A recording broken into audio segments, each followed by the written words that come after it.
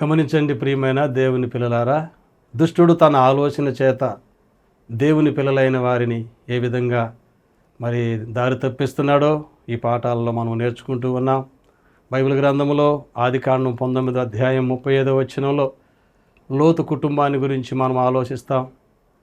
లోతు కుటుంబము ఆ యొక్క భయంకరమైనటువంటి ప్రాంతంలో ఉన్నప్పటికీ వారెంతో భక్తిపరులుగా నీతిమంతులుగా ఉన్నారని, ఆ పట్టణంలో నుంచి దేవుడే తన దూతలను పంపించి వారిని బయటికి తెచ్చినట్లుగా మనం చూస్తాము.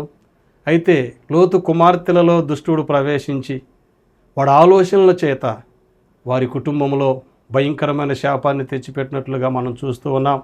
ఈ రోజున దుష్టుడిచ్చే ఆలోచనలు కనబడవు, కానీ వాడి క్రియలు, వాడి యొక్క తప్పుడు ఆలోచనల ద్వారా మనిషి జీవితం ఎలా పాడైపోతుందో ఈ వాక్యపు వెలుగులో నుంచి మనం చూస్తూ ఉన్నాం. కాబట్టి దుష్టుడు ఎంతో భయంకరమైన వాడు ఆలోచనలు తీసుకున్న వారి ప్రతి ఒక్కరి జీవితం ఇలాగే ఉంటుందని ప్రేమతో తెలియజేస్తున్నాను.